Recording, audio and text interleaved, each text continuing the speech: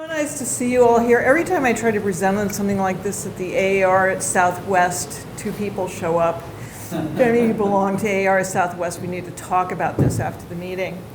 My topic for today is on intrinsic value, and some of you may be aware that there's been a battle ongoing over it in environmental ethics.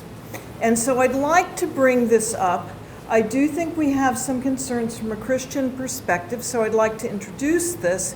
And as part of this discussion, when we're finished, I'd like to open the floor to more than questions. If some of you have better ideas than mine, say something. If I've really offended you, calm down, but say something. And if I mispronounce the Koine Greek, would someone who's in biblical studies yell at me from the back and get the accent on the penultimate syllable? The issue here is that since the idea of intrinsic value came in very early as philosophical environmental ethics formed up as a field. There was discussion of it in the 1970s, and by the 1980s it was a very well-established idea. The deep ecologists particularly invoked it as a justification for stricter environmental care and preservation standards. But it's been attacked for several, or criticized for several problems and weaknesses. Recently, Bruce Morito called intrinsic value a modern albatross, a self-defeating residue of modernity, and an idea that is incoherent ecologically. Now that starts off with a little bit of abrupt criticism.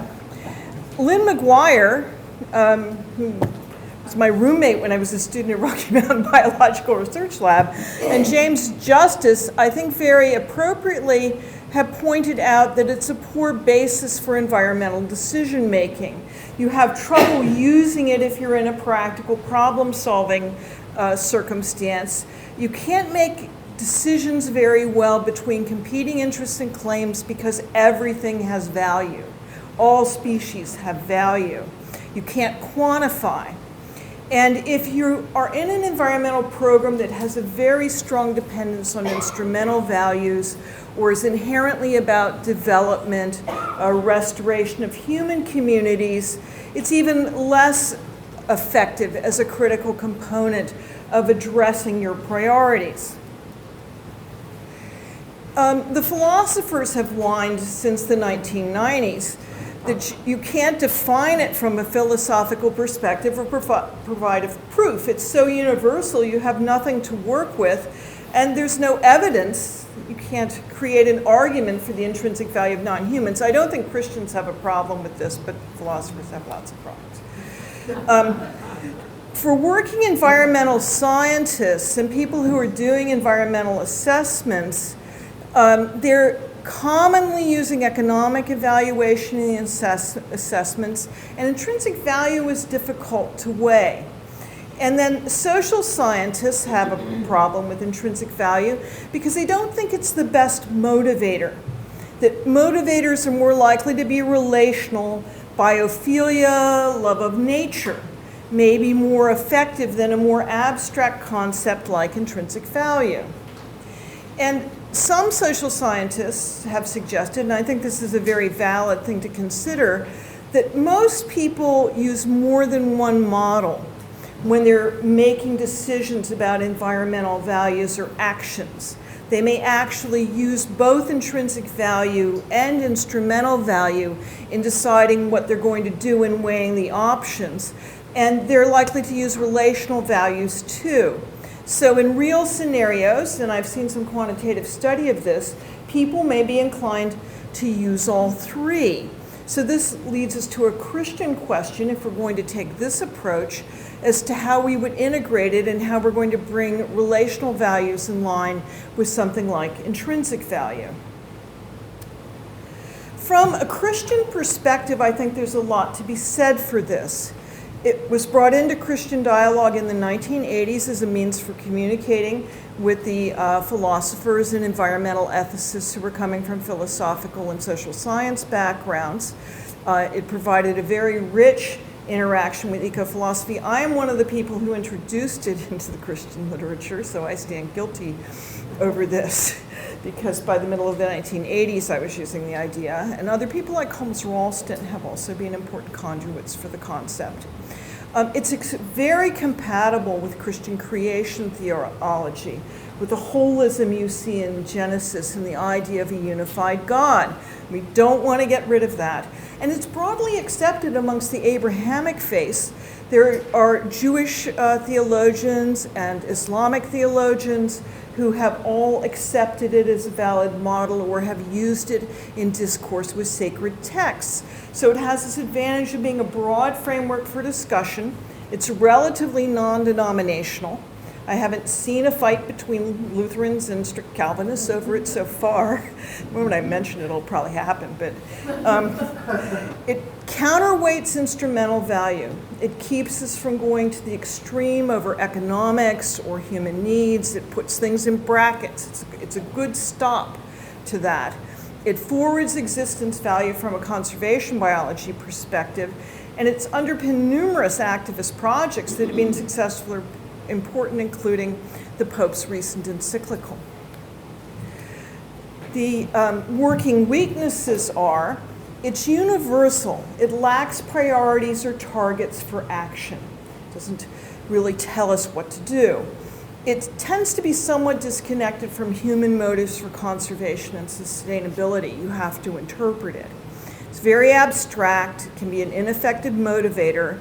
Love of nature and sense of place may, for many people, including many Christians, actually prompt them more easily than introducing a concept of this sort. And Christian ethics, in its essence, is inherently relational, and it inherently deals with economics if you read the New Testament with any type of intellectual competence at all. So we need to consider these other aspects of ethics. Now, why did I start to think about this? I'd been thinking about it for a while because I was aware of what was going on in the literature, but I've recently been working on a book project that's an overview of religion and the environment. And I was asking questions like, why does religious environmental management work when it does? Why is it continuous in some cases? It seems to work over decades.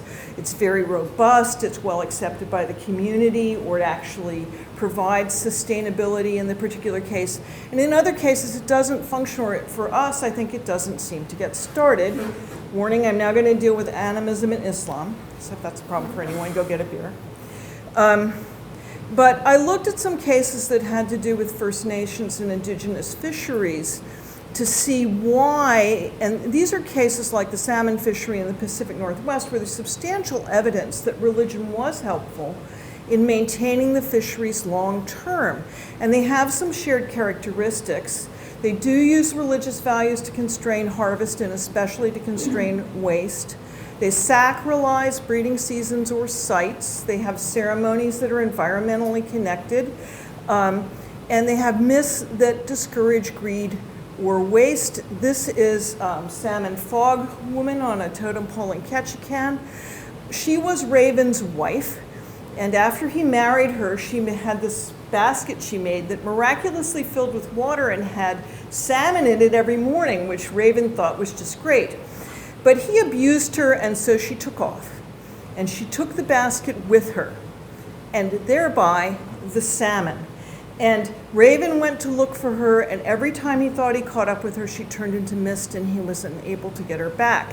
So that particular tale has a story in it about community cooperation and family relationships, as well as how precious the salmon are to the society.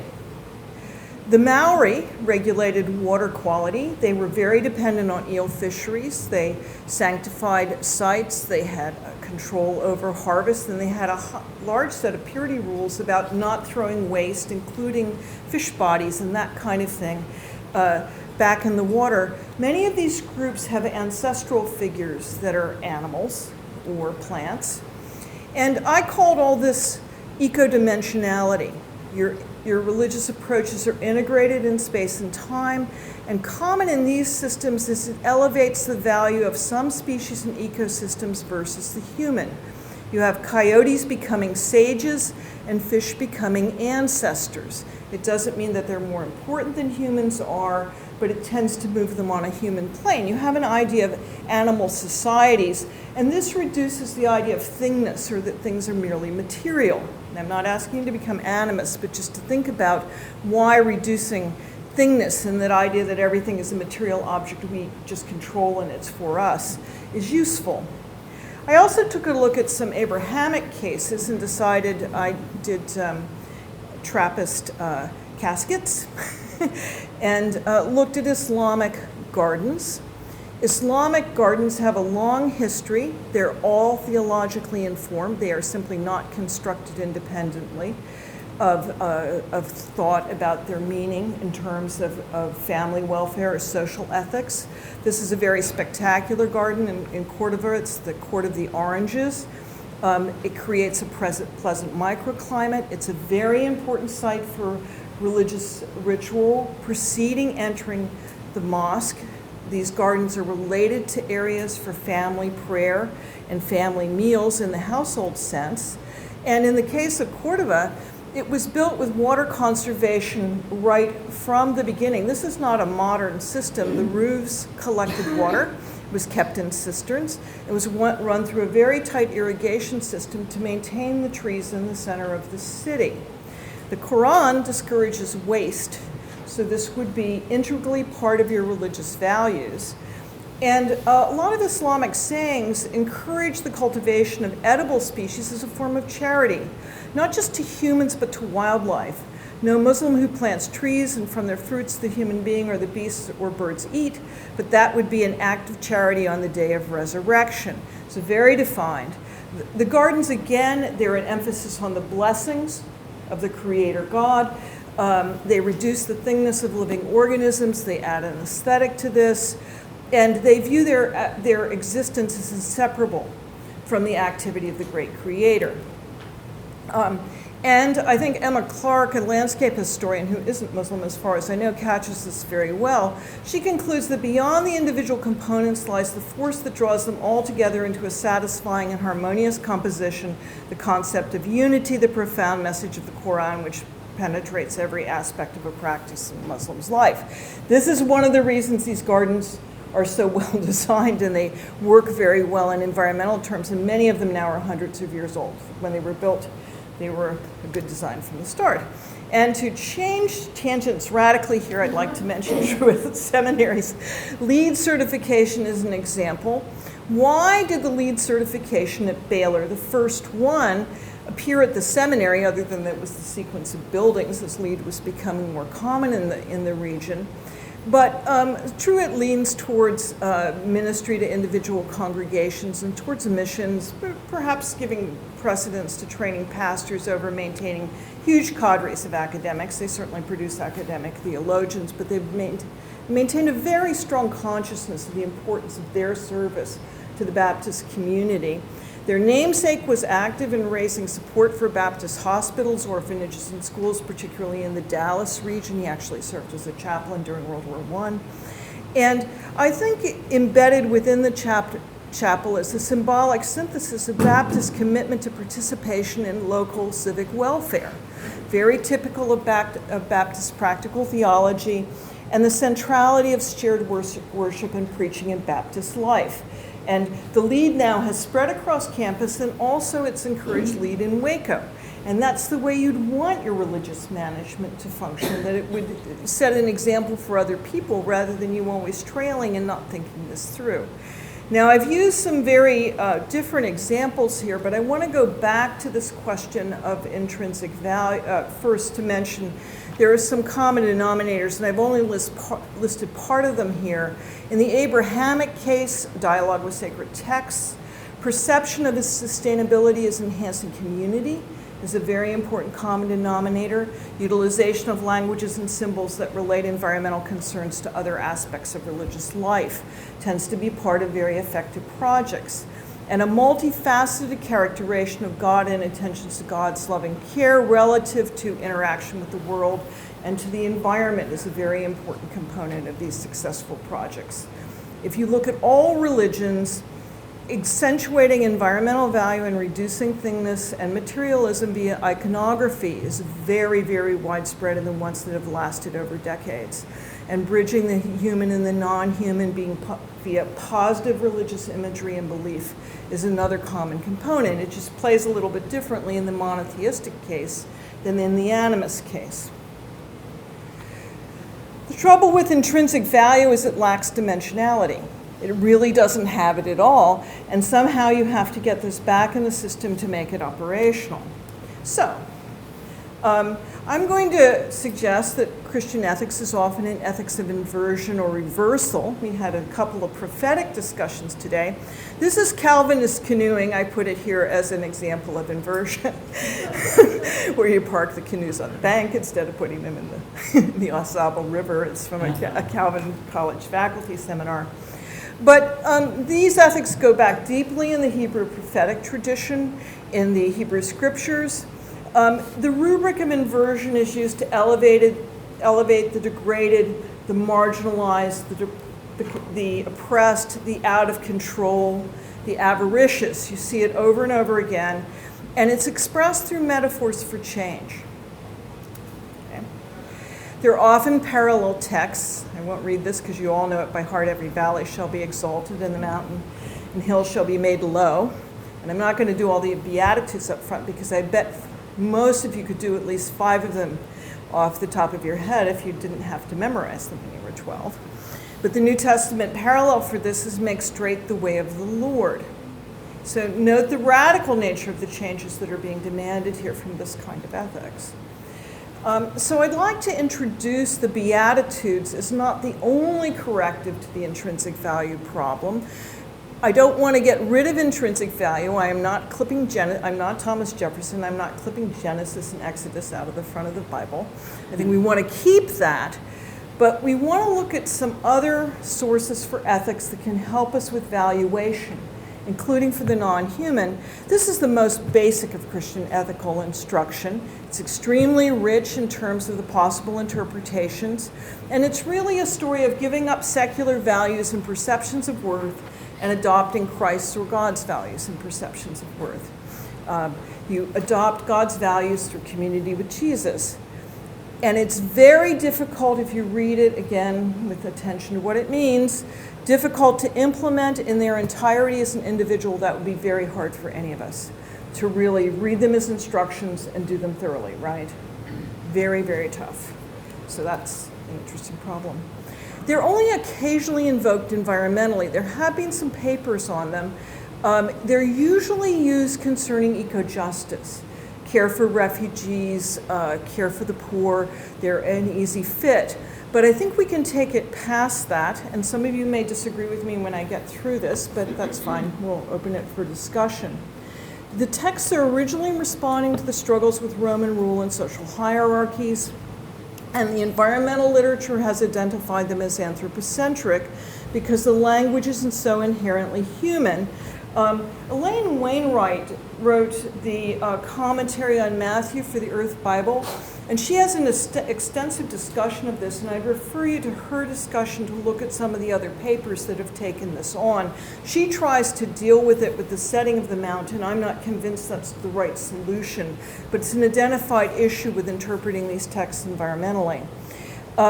Ecological readings have previously incorporated the ideas of earth community or eco-community as partner, but the issue again with this, it's very general or universal. It tends to be very non-specific. And for bringing this to the church, they're not always the easiest text to interpret. Concepts like poor in spirit, to explain this to an undergraduate freshman may actually be difficult to do. You might have to do it, might be very difficult to do. So today's readers may have a few barriers in understanding, and there's a very strong eschatological framework to these texts. The idea of the kingdom is sitting behind them in every line, and that can be a little bit difficult for today's readers to get a hold of. Now, I'm going to use two commentaries here, bless Charles Quarles. And ironically, it's going to be John Stott and Stanley Heuerwas, or I want to say Hauerwas because it's not umlauted, but who are intellectually strange bedfellows at times. But I will point out the places where their interpretations are rather different, and you can kind of weigh their different perspectives. I'm going to use them to kind of inform the perhaps normative ways of looking at these passages. According to Old Stanley, the sermon has to be interpreted in its context within the greater meaning of the gospel. That is, within the life of the one alone who is an exemplification of righteousness. Otherwise, the Sermon on the Mount just becomes a law. It becomes a rote ethic. And I think one of the real advantages of using the Beatitudes is they're not a bunch of things not to do. They are a bunch of things to do. They're about what Christians and Christian community should be, not about, not running the water for 3 minutes. They're about the bigger picture in this. The sayings of the Sermon on the Mount are an interpretation of Jesus' life. This is Stanley again. And that same life is the necessary condition for the interpretation of the sermon. And Heuerwas has a very strong affinity for Bonhoeffer. This is from his commentary on Matthew, which doesn't do much detailed work on the passages. It's more of a general conceptualization. But he concludes the Beatitudes are not a list of requirements, but rather a description of the life of people gathered by and around Jesus. In fact, he does not think you can fulfill them individually, and that John Stott would portray it more as a building of individual character.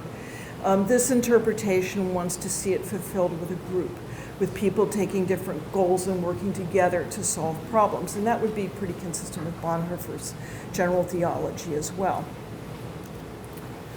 And I'm going to quote him one more time here. No one is asked to go out and try to be poor in spirit or to mourn or to be meek. Rather, Jesus is indicating that given the reality of the kingdom, we should not be surprised to find among those who follow him those who are poor in spirit, those who mourn, those who are meek. Moreover, Jesus does not suggest that everyone who follows him will possess all the Beatitudes, at least not all the Beatitudes strongly. But we can be sure that some will be poor, some will mourn, and some will be meek. And I think this works very well as a perspective on environmental calling, that it needs a community framework to be effective. The Beatitudes invoke three forms of exchange, and this is my interpretation, not the usual one from the commentaries. The first is fulfillment of need, and it's need that is generally generated by negative circumstances or actions. Blessed are those who mourn, for they will be comforted. The implication here is often that God will provide the comfort, not necessarily other people. The second is fair exchange. Those who have the right attitude towards others shall receive the same treatment in return. Blessed are the merciful, for they will receive mercy. It does have, it's an ethic or an ethos of reciprocity. Although by implication, again, that return may not be necessarily from the creation or other people. It may ultimately be from God. The third is the concept of being a child of God and receiving an inheritance. That is, who is an heir in the kingdom. Blessed are the peacemakers, for they will be called the children of God. That's actually a very strong reward here. Blessed are those who are persecuted for righteousness' sake, for theirs is the kingdom of heaven. There's this concept of kingdom throughout the Beatitudes. Now we have the question of what blessing means, and again I'm going to quote our social ethicist, that it doesn't mean a disciple should try to be poor in spirit to inherit the kingdom of heaven. Such an understanding of the Beatitudes would betray that they are gifts. That those who are merciful receive mercy is but an indication of the kind of life made possible for those called to live in Jesus' kingdom. Virtue may be its own reward, but for Christians, the kind of virtues suggested by the Beatitudes are names for the shared life made possible through Christ. And again, I think this might be a little hard to get through to a freshman, but not for you all. I think you can evaluate whether you agree or not. The Beatitudes automatically require consideration of the instrumental and relational. They're just written for this particular role. Now, can we incorporate creation? I haven't done anything that wasn't anthropocentric so far. It's an unusually long 10 minutes for me like that. But let's look at what we've got here. The Beatitudes do not outline a comprehensive code. They don't constitute a complete list of respectful attitudes or right behaviors. They form a situational response based in community built around and in Christ. This gives them tremendous flexibility for approaching and current environmental dilemmas. They're about a general attitude about weighing what's important. The sermon is a model for kingdom relationships based in blessing, fulfillment, reciprocity of mercies, righteousness, including sacrificial actions or stances at the expense of the individual. Inheritance and integrally related to inheritance equity. As the ironic identifier poor in spirit accentuates, the model does not incorporate nationality, social status, wealth, or governmental authority, and I don't think there are too many Christians who would argue with me about that. Now, from a conservation perspective, what about the other species? Are they in the scheme at all? I'm going to use 3 sets of proof texts. You can get mad at me about this later, but they're ones you're familiar with. The first argument in favor of incorporating creation is that the blessings in Genesis are inclusive. The blessings in any text concerning the original creation are inclusive. Creation is tov, it's good and beautiful. The admonition to be fruitful and multiply. The Sabbath includes all God's creatures, all living. We all share the same breath. Second reason is teleological. God's ultimate application of justice, and I heard several good papers today on the prophets about this, is intended for all the earth and not just for humanity alone. God's renewal and salvation will be extended to the entire planet, as Paul indicated in Romans 8, and I don't think that's just a metaphor. The earth itself has an inheritance from God and longs for God. Other relevant texts include Isaiah 11, where the wolf and the lion lie down with the lamb and the kid. Isaiah declaring God's creation of new heavens and new earth, and Revelation 21 predicting all things will be made new. And I think you've all run into those in environmental writings before. And then a third argument is Noah's mission. The cute little antelope there is a dik-dik, incidentally.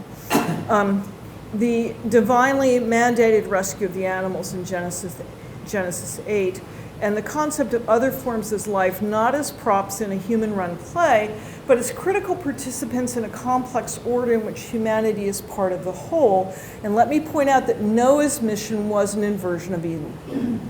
It's actually almost the reverse set of actions that you would see in the original formation of the garden. So I'm going to do, this may be the most difficult part for some people of what I'm going to do. I am going to mention the Koine Greek here because I think it's really helpful in developing environmental insights, that looking at the original text actually opens some doors. But I think that creation should assume its proper role as righteous respondent to God's call and not just as victim. One of the problems with a lot of these readings about eco-community is we see ourselves as totally in control here and kind of running the show. Creation plays no real role, isn't responding to God independently. And so I want to elevate the way it's read into the text. And I want to extend concepts such as mercy, not just to prairies and wetlands as recipients, but the idea that wetlands and prairies can extend mercies to us. And anyone who's recently seen the hurricane damage on TV should get the idea of how wetlands can and sand and barrier islands can extend mercies. Specific forms of environmental care, like restoration here, there's a chance for assuming dual roles in eschatological terms. It's both a mercy and a recovering of a lost inheritance. I think we can see some of these specific statements in the Beatitudes in more than one way relative to creation.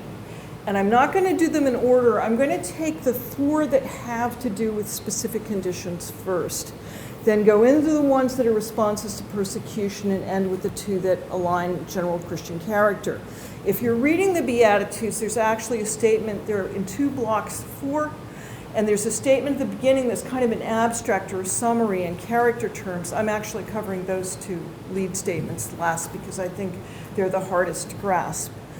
The word usually translated comfort in English is actually from the same root as our English word paraclete, which is often applied to the Holy Spirit in other New Testament texts. And it implies an advocate or a helper. I don't think we want to see comforter here like comfort food. That's a mistake. You're seeing something much more active and dynamic than that in the original Greek. John Stott draws attention in this one to the breadth of the sorrow. It's not just about lost loved ones and friends, it also concerns the loss of innocence, righteousness, and self-respect, and the grief caused by sin. Stott calls evangelicals to task, of course he does, for making much of grace, sometimes hereby making light of sin, and for interpreting the works of the Holy Spirit as a blessing where one smiles constantly. This indeed does not solve environmental problems, to believe that God's going to clean the whole mess up before there's more suffering and more destruction. From a conservation perspective, Stott's conclusion that there is not enough sorrow for all the sin among us is all too true. He may not have been thinking about trees when he wrote this, but I think it applies very well. So let's do a little reading here based on examples, and I'm going to use both ecological examples and human in this, and I'm not going to put them humans first or animals and plants first. I'm just going to switch around. Blessed are those who mourn, the species and ecological communities that are disappearing and losing their offspring and community members.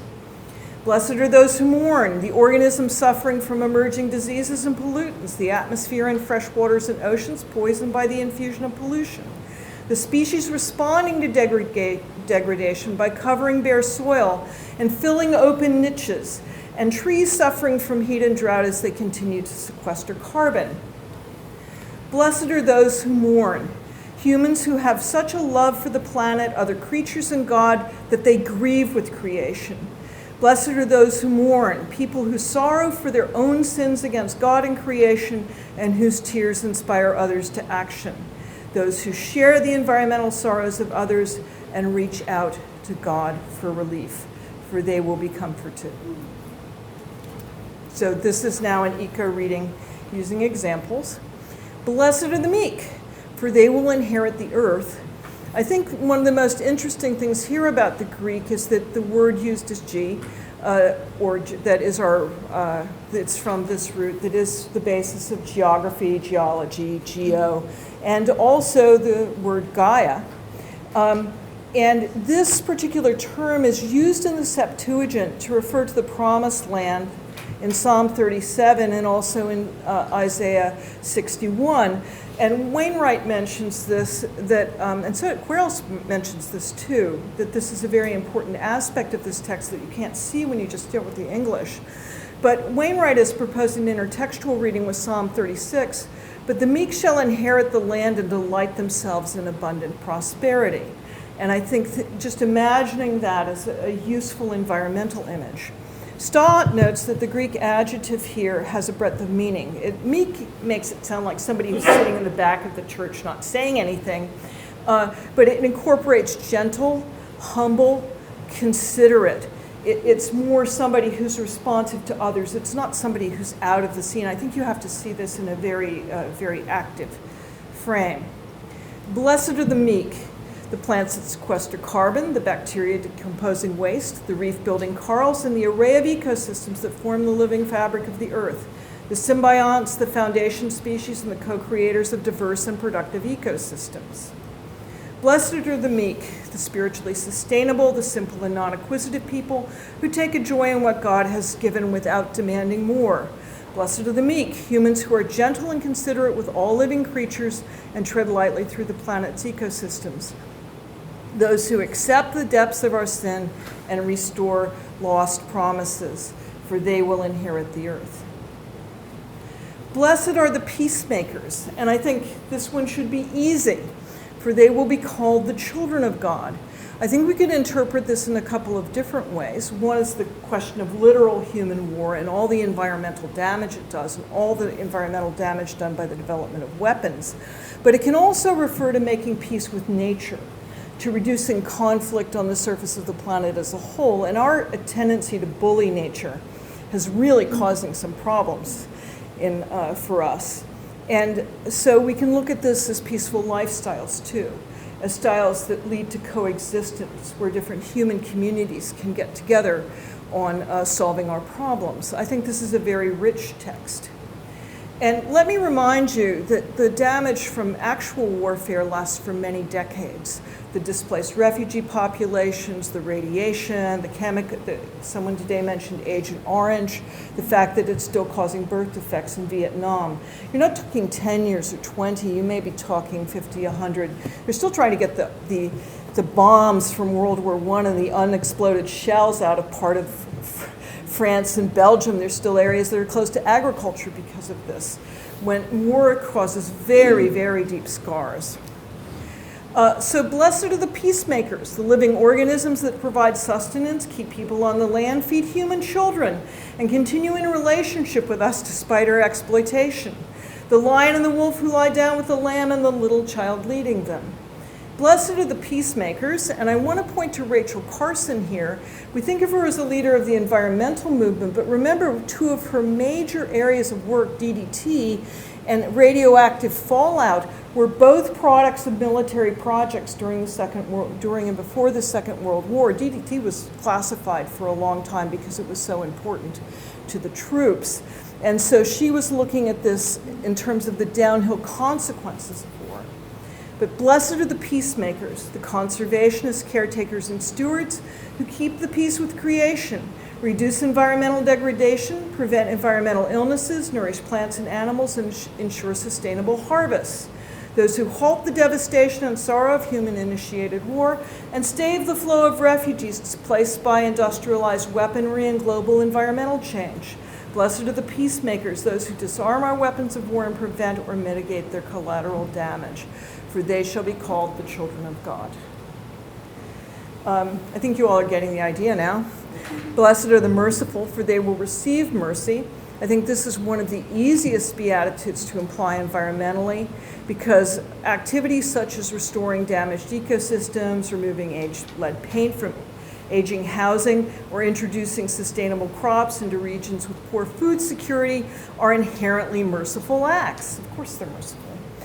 We may have a little more trouble I think we can identify refugee relief as mercy. We have more trouble applying it to the idea of preventing famine or water shortages, but that's perhaps even more merciful because there's no disruption, there's no sorrow, no child mortality. And we may not see the recovery of the Fresh Kills garbage dump as falling under this rubric, but I can guarantee you for people who live near Fresh Kills, it definitely does. Yes, these are all expressions of mercy. So blessed are the merciful, the rescuers of animals and their habitats, the protectors of the endangered, the breeders of sustainable crops, the provisioners of children and the poor, and the restorers of forests, rivers, reefs, prairies, and wetlands. The health professionals shielding children from lead and air pollution, the coastal scientists predicting hazards, the environmental regulators reducing toxic pollutants, and the maintainers of watersheds. Blessed are the merciful, and we'll give the species their run. Blessed are the merciful, the foundation species that form habitats for other organisms, the symbionts, the faithful parents, and the predators preventing overgrazing, our animal and plant companions, the forests protecting watersheds, the wetlands mitigating storm damage, and all the providers of ecosystem services that help to maintain ecosystem integrity and human life and community, for they will receive mercy. Now, that's the Beatitudes that are directly about actions or responses. The Beatitudes framed by persecution of Christianity as an upstart religion probably provide a bit more challenge for environmental interpretation. In their original context, though, they responded to political and economic oppression, and there's no reason why we can't interpret them that way today. There's enough going on here that I think we're well justified in that. Blessed are those who hunger and thirst for righteousness, for they will be filled. And genuine righteousness believes that thoughts and actions matter, even if their righteousness will not be realized in the present. What we set our minds to, this concerns things like global climate change, is important to what the ultimate outcomes will be. The Greek word used here for righteousness was used by the early church to identify the righteous, the Christians who had been righteous, including the martyrs, and still is among Greek Orthodox. It connects the term to Matthew 5:10 concerning persecution, and it definitely implies active service. Righteousness here is not passive. It has to do with the way you fulfill your life. We have trouble thinking of animals and plants as righteous, and I'm going to do a simple, tacky exercise. Which is more righteous, Abeth taking Naboth's vineyard or ravens feeding Elijah? I think I'll just go on from that. But blessed are those who hunger and thirst for righteousness. The mediators pursuing environmental justice. The church is planning for sustainability. The community organizers, the sojourners, the civic ecology volunteers, the water protectors and agrarian stewards.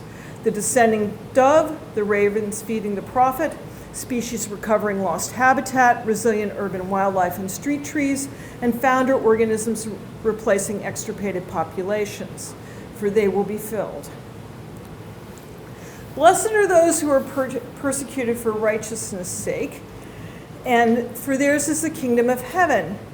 Now, this moves the subject into the present tense. It's the only one of the Beatitudes that does, and probably in the original sermon, some people in the audience, the intended audience, had already suffered for their religious beliefs or for their social ethical activities.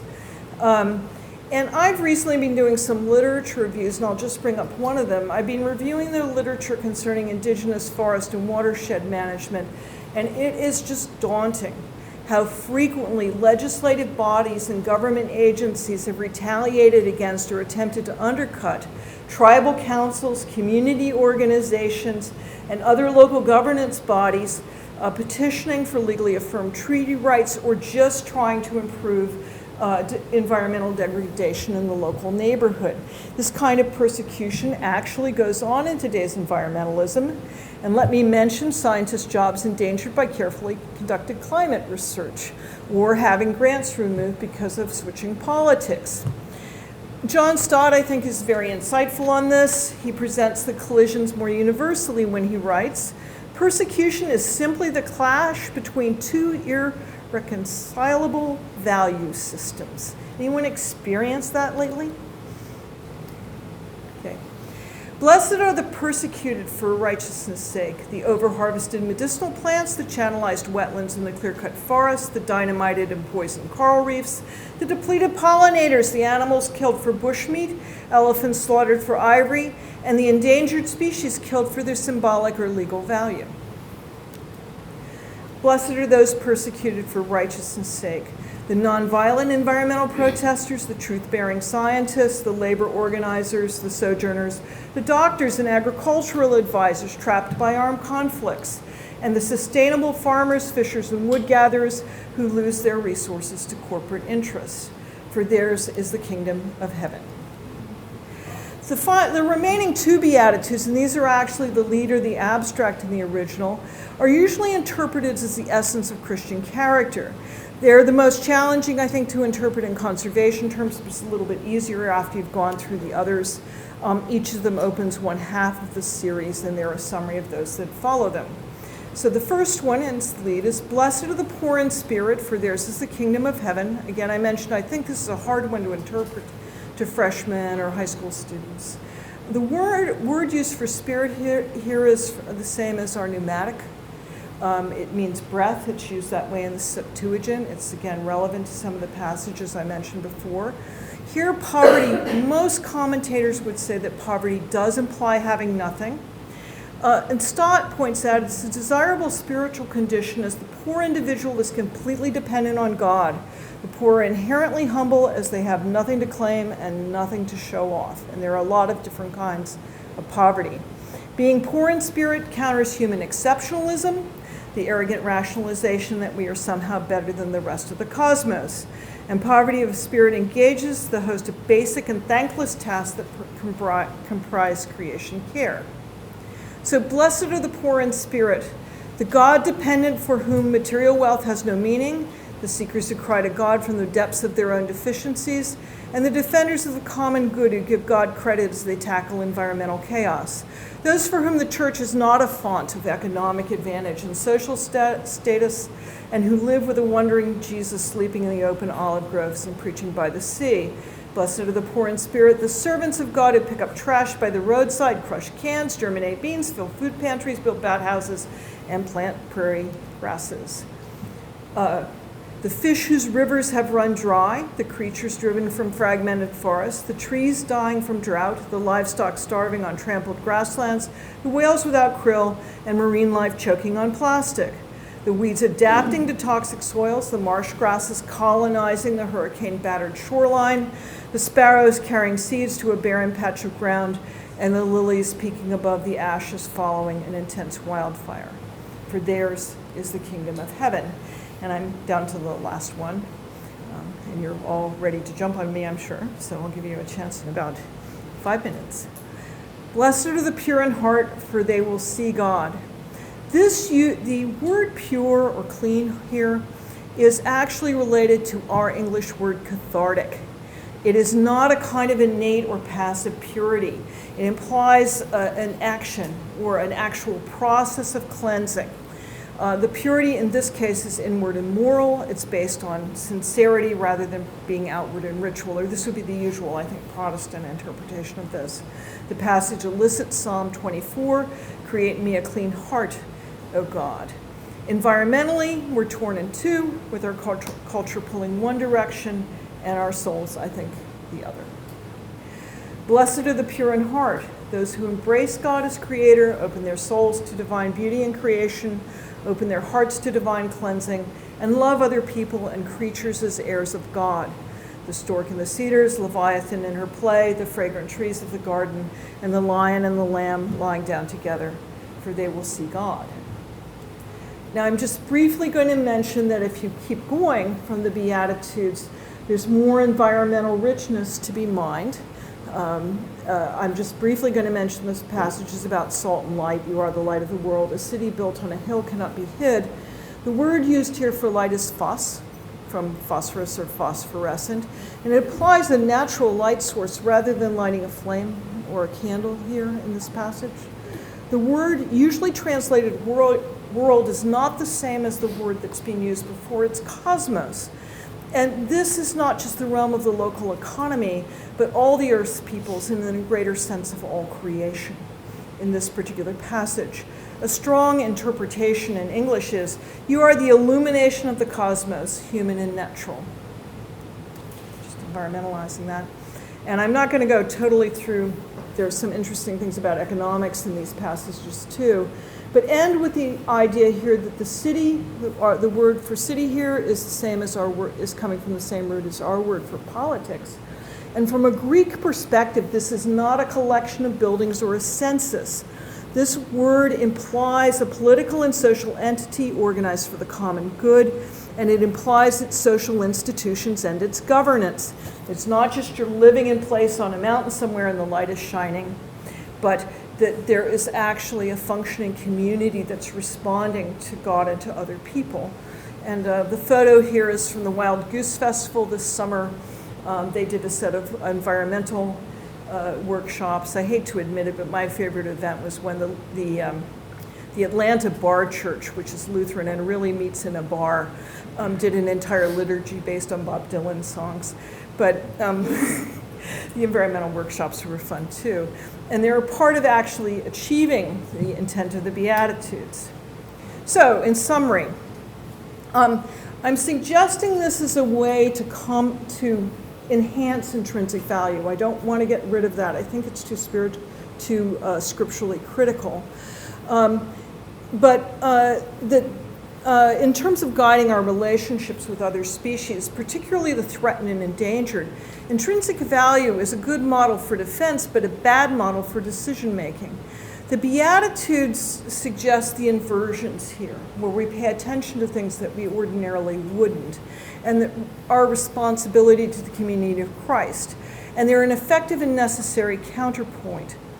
A strong and positive reading, as I just did, and some of you may have trouble with that aspect of what I just did, concerning the role of other species in the Earth's ecosystems, avoids portraying them as things to manipulate or as passive victims in a big show that we're running. And even though we've been bullying creation, I think creation has plenty of fight back, and we don't want to quite push it that far.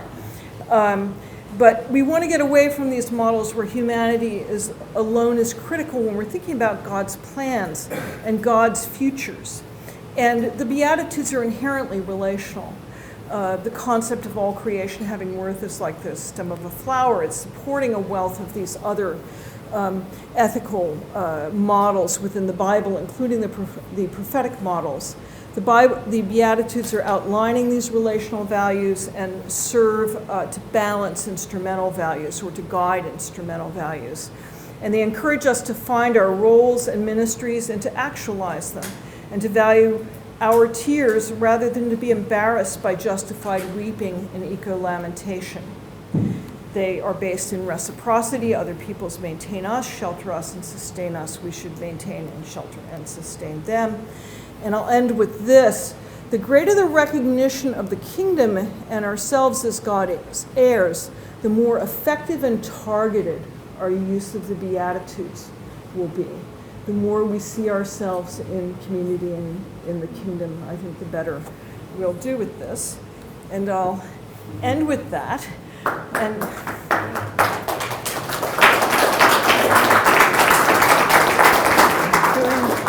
oops. Right on time. Welcome questions or comments. Anyone else like to solve the intrinsic value problems? Thank you so much for that reading of those texts. It's really rich. I wonder if you'd comment some on the word blessed. That seems to be somehow the reward for such an approach to thinking about our relationship with each other, with the creation. How do you think about the blessedness that is part of that? Well, I would see it in a lot of different ways. I would see the exchange of mercies as being, or something like that, of reducing the bad things that happen in human life as being part of the benefits of this.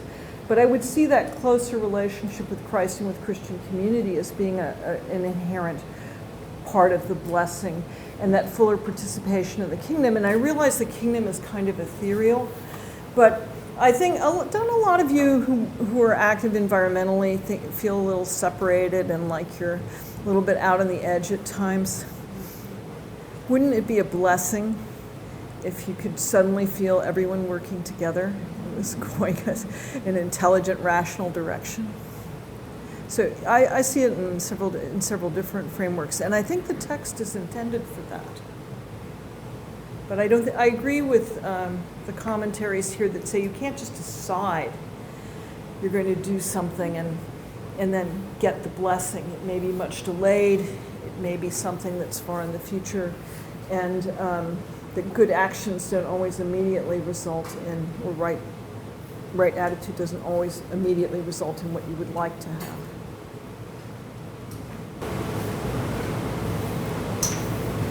So I'll take a stab at the intrinsic value problem. As you know, one of the motivations for intrinsic versus instrumental is that we think about some things that have instrumental value. A good carving knife is for cutting meat smoothly. If anything that has an instrumental value, there must be something, at least one thing, that has non-instrumental value. Let's call that intrinsic. Aristotle thought it was human flourishing. Christians ended up transferring that to God. God's the only thing that is supremely good. That seems right to me. Human beings are created in the image of God, so we have a similar kind of intrinsic value that's derived from being created in the image of God. But does it require us, if we accept the reasoning so far, to think that all other species and the environment has merely instrumental value? It seems to me you were arguing that no, it doesn't require that. It doesn't require me either. What we do is we look at the Genesis story and we see that that creation was good, and not merely instrumentally good. So whatever we want to call that, I like the word relational, because it's relational in a variety of ways. But it's, the important point is that it follows from that that we cannot treat the environment, however we parse that out, whether we're talking about clean air, clean water, and a variety of living species as merely instrumental. But we're still left with something, one thing, at least on the Christian view, that is supremely good, and that's God. I accept all of that. However, I have to make a decision about where I'm going to act, who I'm going to be, how I'm going to respond to the community's problems. And that's where I'd be invoking the Beatitudes, is to try and help us to do that, to prioritize, to pick, to look for actions that are beneficial or things that we should be involved in as a community. Yeah, I agree again. To me, if you bring in what Christ was and what Christ teaches, if we want more concrete ethical definitions. Thanks, Susan. That was excellent. A couple comments. Holmes isn't here, so I'll stick up for Holmes Ralston III. In his book, Environmental Ethics, as you, I'm sure, know, he provides a robust argument in favor of intrinsic value, and that such value generates duties. And he, contrary to a lot of the critics, provides a very sophisticated set of duties out of that intrinsic value framework. So, and that's the subtitle of the book, Values in and Duties Toward the Natural World. So I would want to say, you know, that'd be a good place to look at someone who prioritizes intrinsic value, both instrumental value and in addition to instrumental value, but also has a robust deontology, a view of obligations for duty, a duty ethic to go with that approach. Second comment, with respect to Beatitudes, it strikes me that mercy, meekness, purity of heart are virtues, a way of being, a habitual disposition to act results in certain behavior, so that you could have an intrinsic value ethic that talked about obligation, but also focused not on conduct, but on character. Combine that with the kind of virtue ethic, or etiology with deontology, that are complementary and get at precisely those kinds of issues, talking about attitudes and certain dispositions to act. It strikes me that would be another way to kind of have a robust ecological ethic here. We're moving away from conduct and talking about character. Yeah, well, I personally don't want to get rid of intrinsic value. I want to supplement it. I want to add other ways of creating dialogue that I think might direct us in specific ways concerning certain environmental care issues and our relationships to the nature and to other people. But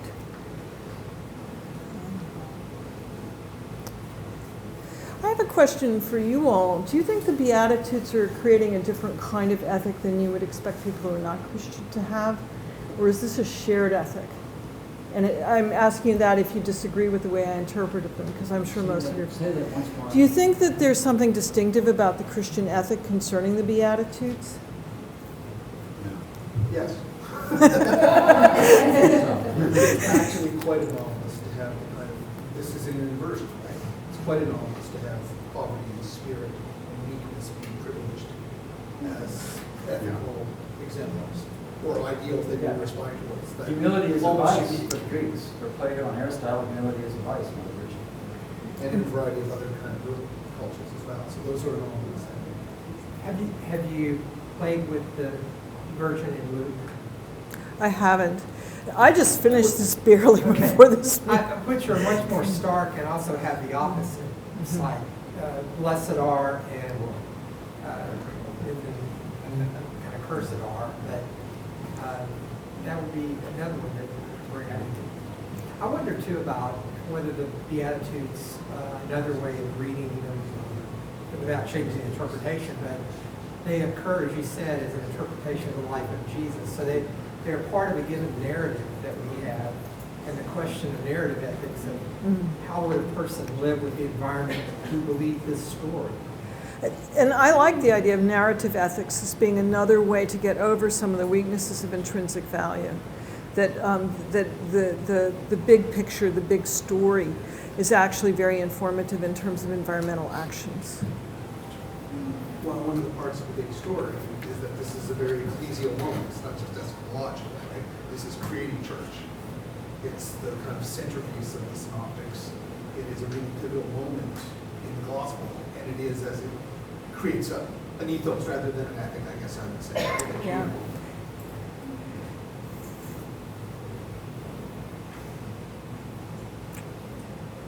Other questions, comments? Let's thank our speaker again.